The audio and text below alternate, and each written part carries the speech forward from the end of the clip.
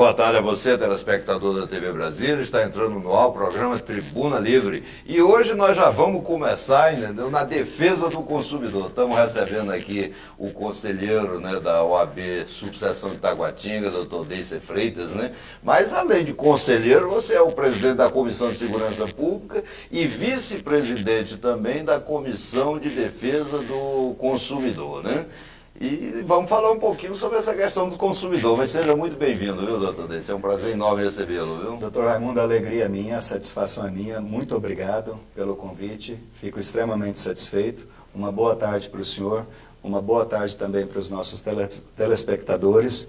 E vamos falar sobre a defesa do consumidor. Então vamos começar trabalhando? Vamos. Me diga uma coisa, normalmente quando as pessoas compram um carro, Sim, senhor. Primeiro tem a satisfação de ter um carro novo, né? Aí depois se lembra que aquilo foi comprado, não foi dado, né? Então começam as dores de cabeça, né? E eu, até semana passada, tive um fato interessante, né, que eu vou lhe contar aqui e compartilhar com todos os telespectadores. Rapaz, fui fazer a segunda revisão do carro, deu 900 e poucos reais. Uma loucura. E o pior é que você não entende nada, e como não tem tempo para discutir também, né, você paga e vai-se embora, né? Esse setor, ele dá muita dor de cabeça também para os consumidores, né? Sim, senhor. Então, o que você podia falar para a gente sobre isso? Deputado, quando nós adquirimos um veículo, né, o objetivo é ter algo novo, 0 quilômetro e sem problemas. Exatamente. Mas o que nós temos visto ultimamente é que os veículos podem apresentar inúmeros defeitos ou vícios. Então, pode ter um defeito de projeto, na concepção do projeto, pode ter um defeito de fabricação, de um sistema ou de uma peça, pode ter também alguns vícios, algo que retira o valor, traz uma dor de cabeça para o cliente, seja alguma questão relacionada ao acabamento. Então, no rol dos chamados defeitos de fabricação, nós temos a possibilidade de termos problemas mais simples ou problemas mais complexos, em um único veículo, ou dois, ou em série. Por isso que vem o tal do recall, Exato. Porque... Exatamente. Então, o objetivo... E parece que está fazendo um favor enorme, né, de consertar a besteira que fez, né? Exatamente. Nós percebemos algumas distorções aqui no Brasil, como o senhor acabou de citar. Se o consumidor compra um veículo zero, este veículo tem que ser bom o suficiente para não expor a vida dele ou a segurança dele a riscos. É um princípio basilar do Código de Defesa do Consumidor. Automaticamente, se existe um problema nele, um defeito inerente, seja a concepção do projeto, fabricação ou vício, a montadora tem a obrigação de imediato efetuar as correções. Pois é, mas o pior é que quando ela manda uma carta para você, primeiro ela se coloca numa posição de superioridade, né? Segundo, ela marca o dia e a hora, quer dizer, não é de acordo com o interesse de quem foi lesado, no caso do consumidor, é de acordo com o interesse da empresa que fez a besteira. E o pior, deputado, além desta situação, o que nós percebemos é que estes recalls, ou seja, o chamamento do consumidor para que aquelas falhas sejam corrigidas no seu veículo, não são efetivos. Por exemplo, quando nós temos um defeito inerente à parte crítica, a de segurança crítica do veículo, sistemas de freios, a parte de embreagem, algo que pode, por exemplo, causar acidentes graves e Colocar em mortes. risco a vida da pessoa. Exatamente. Isso vai ter custo para a montadora. Mas ela é responsável. Claro. Porque ela vendeu o produto, a concepção do o carro. produto está viciado. Exato. O que ocorre? Aparece aquela notícia muito rápida e se falando rapidamente e passando na tela, na televisão, o consumidor olha para aquilo e não entende. Devido a um problema de consumidor, favor procurar a concessionária, o consumidor olha para aquilo, poxa, mas... Isso é comigo? Exato. Isso é comigo? E aí quando os consumidores, muitos deles não têm a informação devida, precisa e reiterada, não é só passar uma vez. Uma das questões que nós defendemos é que esse recall tenha efetividade. Por exemplo, a partir do momento que for considerado um lote de veículos, com defeito de fabricação ou que necessite de recall, deveria vir no sistema do Detran alguma informação para que quando fosse impresso o IPVA do ano seguinte, houvesse uma obrigatoriedade do consumidor de se dirigir até uma concessionária para fazer o reparo. Eu posso até dar uma sugestão. Me diga uma coisa, quando você compra um carro, não é igual você comprar uma balinha. Exatamente. Que bota na boca. Quando você compra um carro, fica registrado, não fica? Fica. O seu nome, endereço, telefone, tal, até para poder cobrar quando a gente compra a prestação, né? Então, se tem esse registro, por que a concessionária não vai lá na casa do sujeito? Interessante. Informar que existe um problema e que pedir desculpa e dizer que vai corrigir. Interessante que quando nós ficamos devendo e não pagamos, os nossos nomes são colocados nos órgãos de restrição de crédito. Os SPC da vida, Serasa, essas coisas. Por qual razão que as montadoras, concessionárias também não têm uma obrigação similar, como o senhor acabou de dizer? Poxa, nós temos um telefone, nós temos um e-mail. E tudo isso é do conhecimento deles. Exato.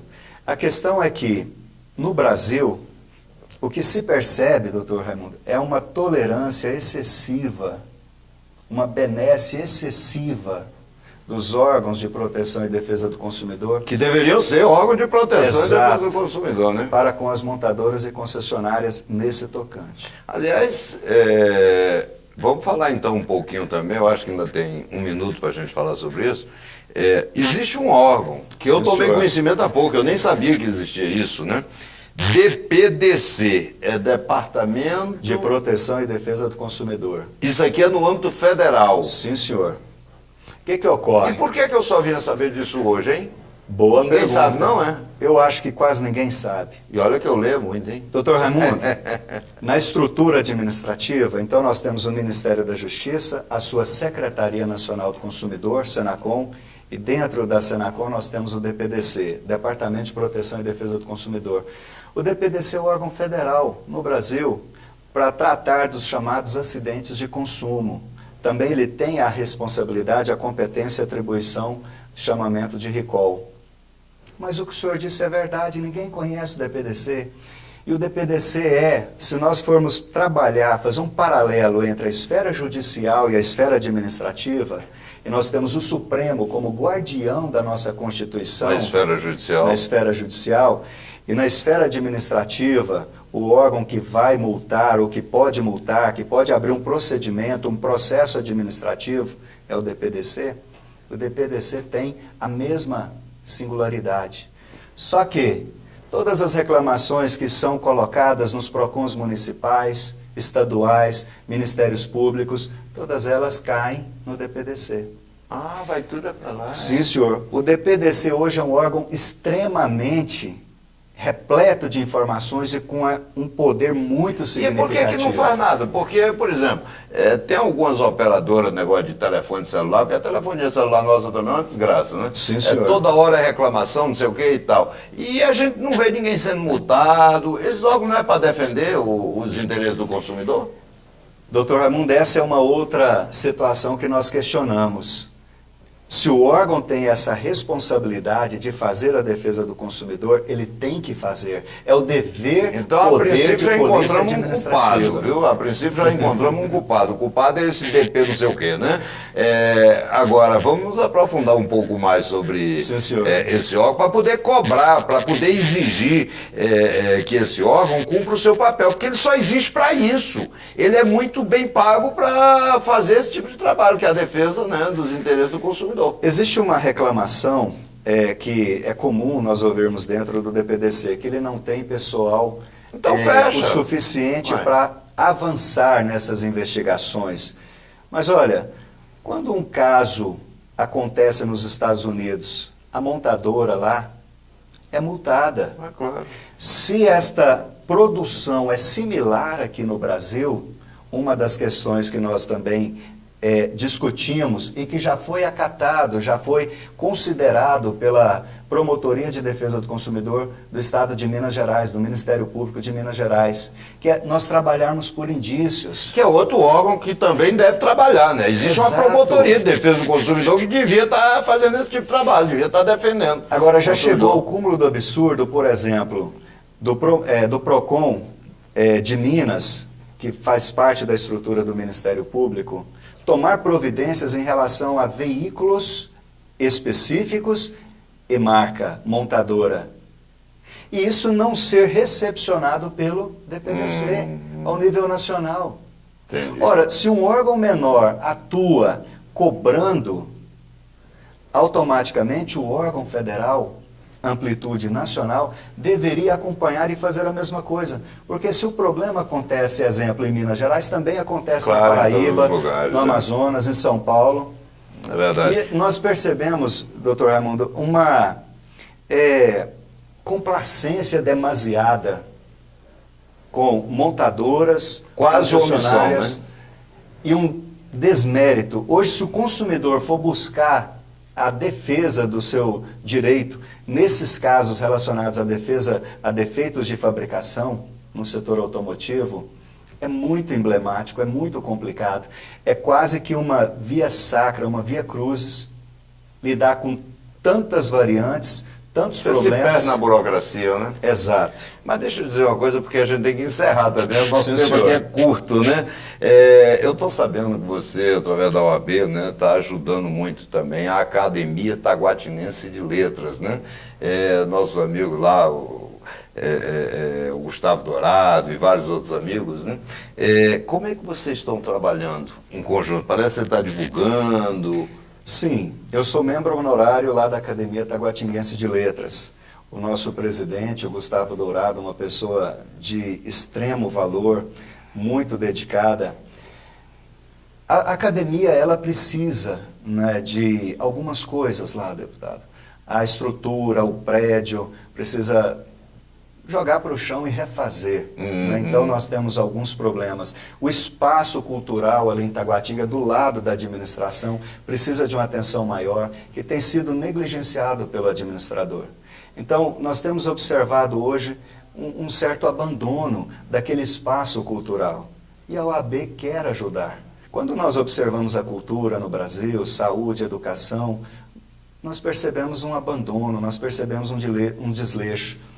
Mas nós temos que revalorizar, nós temos que resgatar, nós temos que buscar trazer para dentro da sociedade, expandir esse trabalho no âmbito da cultura. Bom, Neice, é verdade, eu quero agradecer muito, né? Você ter encontrado um tempinho para falar aqui com a gente. Aliás, eu quero também parabenizar, né, a OAB na sua pessoa, na pessoa do Bueno, nosso amigo senhor Juliano, né? Pela excelência do debate que vocês fizeram na OAB com a presença de 172 pessoas operadoras do direito, né? Sim, senhor. Sobre o Código Penitenciário, que é um projeto de lei que é de minha autoria, do Rodrigo Delmasso, sim, né? Senhor. Que institui o Código Penitenciário no Distrito Federal. Mas hoje não vai dar tempo para a gente falar. Doutor Raimundo, é um prazer. Nosso agradecimento ao senhor, ao doutor Juliano, presidente da nossa seccional, ao doutor Bueno, presidente da nossa subseção, aos demais colegas nossos lá na subseção. Realmente foi uma grata satisfação. Nesta segunda-feira nós realizamos o seminário, né, sobre o Código Penitenciário do DF, com a presença do senhor, do professor Evilásio, da Faculdade de Mauá, como também do doutor Alexandre Queiroz, que eu tenho extrema admiração. Doutor Ademar Vasconcelos. Sim, senhor. E outros grandes nomes de peso. Foi uma honra. É um código que vai trazer muita garantia na atividade da advocacia. O advogado, ele vai usar muito das prerrogativas e garantias presentes ali no código. É verdade, eu que quero agradecer a sua presença e dizer o seguinte, para você, telespectador do Tribuna Livre, parabéns para a Ordem dos Advogados. Essa sim é uma instituição que defende os interesses da sociedade e o Estado Democrático de Direito. Tribuna Livre volta já já.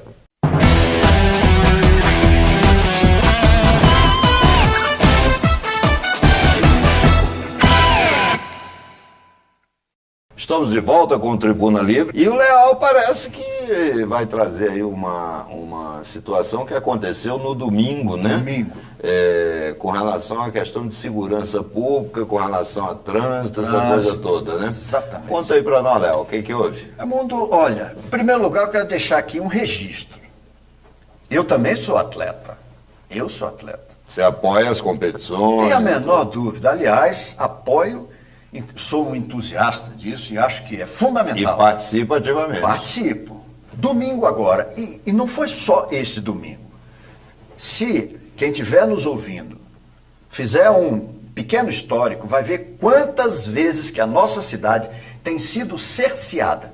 A mobilidade do cidadão para que essas corridas privadas, que são privadas, são empresas que aqui chegam, se instalam e são empresas hoje de capital, inclusive estrangeiro. Ironman é uma marca externa e essa outra que teve aqui sábado, não estou me lembrando o nome agora, mas também cobra do cidadão a taxa de inscrição cara, entendeu? O cidadão participa da Para corrida participar de uma corrida de rua. de rua. Aí vem o Estado, isola, tirando a mobilidade da cidade, porque muita gente sabe disso, porque eu já me posicionei nas redes sociais. Então, no domingo, isolaram todo o centro de Brasília. Não tenha dúvida, se alguém tivesse um problema de saúde, Raimundo, não conseguia chegar no hospital com facilidade. Nem no de base, nem... Nada. Eu precisei fazer uma palestra em São Sebastião, domingo de manhã, saí do meu condomínio, eu tive que vir até aqui na parte de tratamento de lixo aqui do Lago Norte, para retornar pelo outro lado, porque todos os retornos bloqueados. Aí no dia anterior estavam dando notícia disso. Pelo amor de Deus, o cidadão não pode ser cerceado da sua E a mobilidade. cidade é toda fechada, o Detran fechando as entradas. Polícia. E quem coloca esses cones? É o Milhares Detran. de cones. De quem são esses cones? Tem que vir o governo dizer assim, olha, não, isso aqui nós somos ressarcidos dessa forma. Ah, vá lá, ressarcidos. Mas mesmo sendo ressarcido, não é essa a função dos nossos equipamentos de segurança. Equipamentos de segurança estão estabelecidos pela Constituição para que eles façam o trabalho que tem que fazer de dar segurança ao cidadão, porque nós não vamos nos dar segurança com as próprias mãos. Concorda comigo? Concordo, mais do que concordo, né? A lei estabelece, né, que você não pode... Hoje você não pode nem ter usar. arma. É, Pronto, exatamente. tiraram até isso. A arma também não pode. Então o que você vai fazer? É verdade. Realmente é uma Olha. situação esquisita, né? Mas, Leal, vamos falar rapidamente aqui sobre a questão da reforma trabalhista, né? O Congresso Nacional acaba de aprovar uma reforma trabalhista mudando totalmente a CLT, Consolidação das Leis do Trabalho, que é de 1943, se eu não me engano, né? O que você acha? Eu estava ouvindo alguns comentários sobre pontos específicos para dar flexibilidade, Raimundo.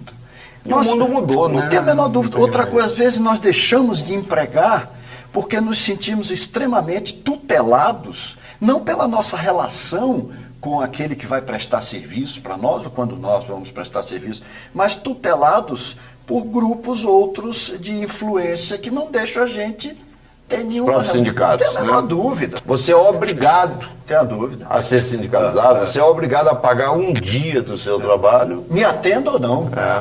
Que coisa, né? Quer dizer, essa compulsoriedade, essa obrigatoriedade, tinha que acabar, não faz sentido, né? É como essa besteira que nós temos aí da obrigatoriedade do voto, né? Quer dizer, o voto é o exercício da liberdade plena do cidadão, mas você obriga, você tira a liberdade. E aí onde tem muitas distorções que a gente É sabe verdade. que acontece. Né? É verdade. Quer dizer que você acha, então, que o país avançou um pouco? Então, Eu acho. Nessas eu questões, né? acho sim. Aliás, esse assunto já vem sendo discutido há muito tempo. Só que agora ele entrou. Tá na pauta. Quando chega na pauta, o incômodo é muito grande no vespeiro, né? É verdade. Mas- Aliás, outro avanço, mas esse não vai dar para a gente falar aqui, comentar, né? Vai dar apenas para noticiar, né? É que, de uma forma equivocada ou por ignorância ou má fé, a imprensa sempre falou em foro privilegiado, né? Não é foro privilegiado, é foro por prerrogativa de função, né? Não tem a dúvida. Mas no próximo programa, vamos ver se a gente comenta um pouco sobre isso, tá bom? A gente acaba sabendo de tudo, né? Parece, né? É verdade. E o Tribuna ali volta já.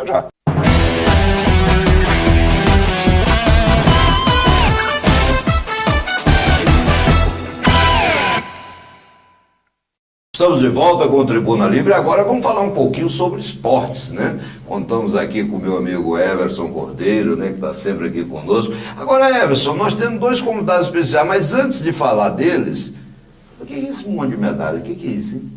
Uma boa tarde ao telespectador do Tribuna Livre da TV Brasília. Hoje a gente tem o prazer de receber o Richard, né, que é uma das potenciais revelações que a gente tem no Karatê do Distrito Federal e com tão pouco tempo de disputa, né, 2 anos que ele pratica Karatê, já conquistou essas várias medalhas aí. Tá vendo aqui um monte de medalha do sujeito, rapaz, o cara é bom, viu? Ainda bem que você está do meu lado, viu? Seja muito bem-vindo, viu? Richard, Sueli, a mãe dele, né? Sejam muito bem-vindos, viu? Mas, rapaz, como é que você conquistou esse monte de medalha assim, hein? Porrada nele. Ah, é? Ih, rapaz, o cara é danado mesmo, viu? Eu vou me tornar amigo dele aqui, viu? Será um bom mais seguro, né?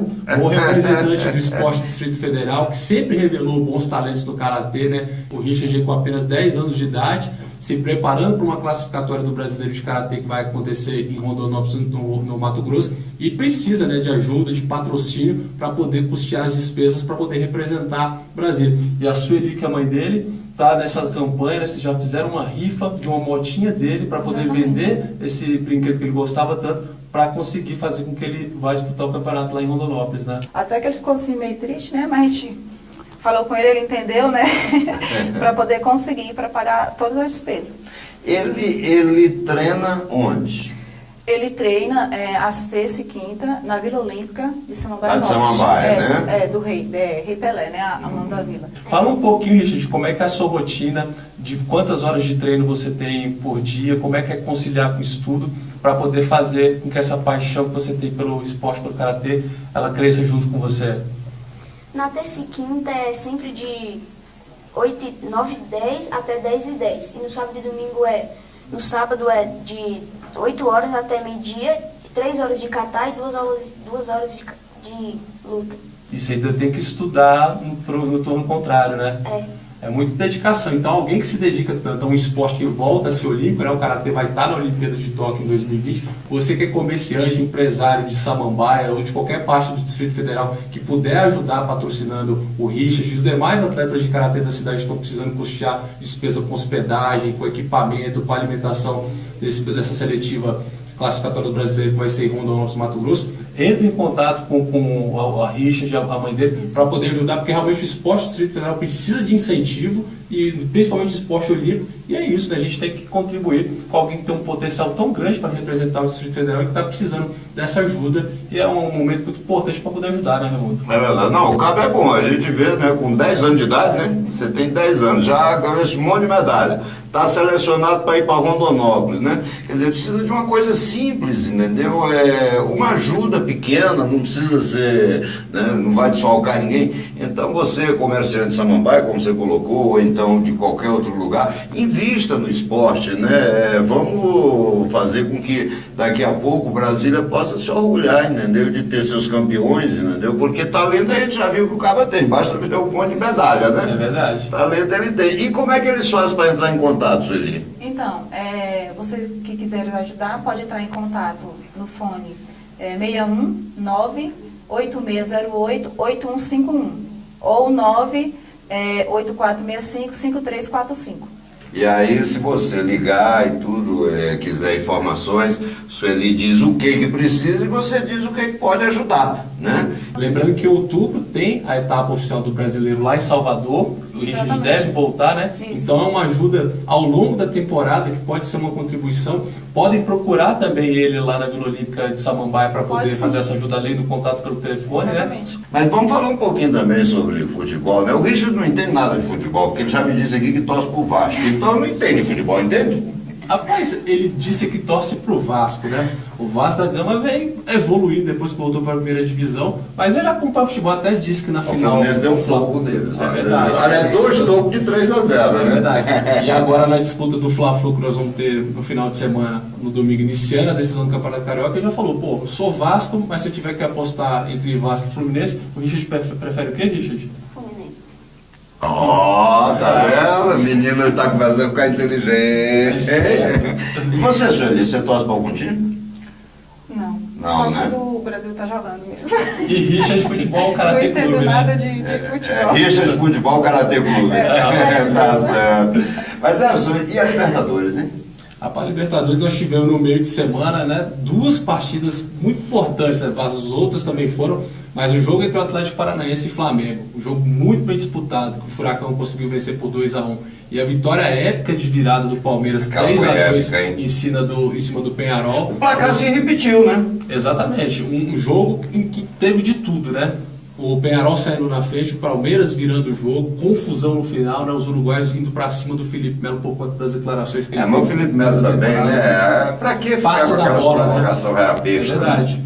E agora é aguardada a Conmebol, né? Uma medida radical para poder punir realmente, porque aquilo que aconteceu no estádio novo do Peñarol não pode voltar a acontecer em Libertadores da América. Libertadores não tem que ser assim, com agressão a torcedores, com agressão a jogadores e comissão técnica do Tem que Palmeiras. ser igual até aquele Atlético Paranaense e Flamengo. Você vê, nós tínhamos 25 minutos de jogo, só tinha 2 faltas. Exatamente, as equipes se preocuparam em jogar futebol bola, apenas, né? De fato, diferente do que aconteceu no Uruguai. Tem que ser, Ramon Ribeiro e telespectadores, uma punição exemplar que a Conmebol tem que aplicar.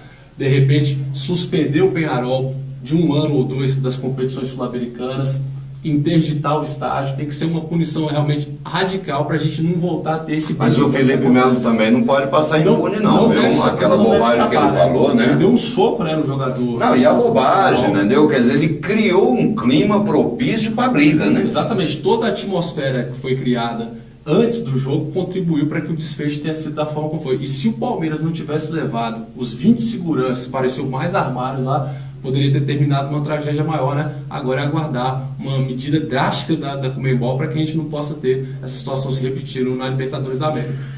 Os estaduais, só uma surpresa, né? Quer dizer, o Grêmio não vai disputar a final porque entrou no lugar do Grêmio o Novo Hamburgo. Exatamente, que vai fazer a decisão do Campeonato Gaúcho com o Internacional a partir desse final de semana. O Internacional quase que também fica fora da decisão do campeonato. Foi nos pênaltis. Isso, né? acabou ganhando do Caxias e eliminando, senão a gente teria aquilo que a gente até cogitou um tempo atrás, uma final entre Novo Hamburgo e Caxias. Mas vamos ter então Internacional e Novo Hamburgo, o Inter buscando o 7º título consecutivo e o Grêmio fora da decisão, sem conquistar o título desde 2010. Adivinha quem vai decidir em Minas? Cruzeiro e Atlético Mineiro. Que novidade. Exatamente. Cruzeiro que há 3 anos, né, não disputa uma final de Campeonato Mineiro, né? E vai ter oportunidade de voltar a levantar a taça do estadual São Paulo. do Atlético. Vamos ter Ponte Preta e Corinthians, né? O Corinthians conseguiu eliminar o São Paulo e a Ponte Preta conseguiu a proeza de eliminar o Palmeiras. Eliminou no primeiro jogo, na verdade. Exatamente, quando fez 3-0. Um jogo muito equilibrado. Ponte Preta tem a grande chance de conquistar um título expressivo na sua história, que acontece desde 1900. E depois do Fla-Flu da barriga, Vamos ter de novo aí a decisão do Campeonato Carioca, com o Fluminense tentando repetir esse feito, né? O Flamengo vem com uma forte equipe e vamos ter com certeza 2 grandes jogos aí para poder ver quem vai ficar com o último Fla-Flu decisivo foi há 22 anos atrás, né? Exatamente, a gente teve essa final de 95, você lembrou do Renato Gaúcho fazendo o gol de barriga e o Fluminense foi campeão, e antes disso, em 91, nós tivemos... E não foi só de barriga, não, foi com 8 jogadores. Exatamente, conquista épica. Épica. Agora começando a falar do Fluminense, o pessoal tá mandando acabar olha, pode negócio desse. E temos hoje, né, Ceilândia e Brasiliense iniciando a decisão do título Candango, né? Ceilândia, ao meu ver, é favorita. Tá certo. Bem, Richard, muito obrigado por você ter vindo aqui, entendeu? E trate de voltar para treinar. Treina tudo, entendeu? Você treinando, com certeza, né? E eu espero, quando você retornar de viagem, você possa voltar aqui para podermos falar um pouquinho, entendeu? Mais dessas conquistas, né? Que você é um menino que nasceu para brilhar, né? Sueli, muito obrigado pela sua presença, viu? Apoio aí. Everson, meu amigo, infelizmente nosso tempo é muito curto, né? Então a gente tem muita coisa ainda para conversar, mas infelizmente nosso tempo de televisão é assim, né? É verdade. E procure o Richard lá na Vila Olímpica de Samambaia para ajudar patrocinando você, comerciante de Samambaia, empresário do Distrito Federal, para ele conseguir disputar a seletiva do brasileiro lá em Rondonópolis. Tá certo. Quero agradecer a você, telespectador da TV Brasília, pela sua atenção, pela sua paciência, pela sua audiência. E se Deus permitir, semana que vem, no próximo sábado, estaremos juntos novamente.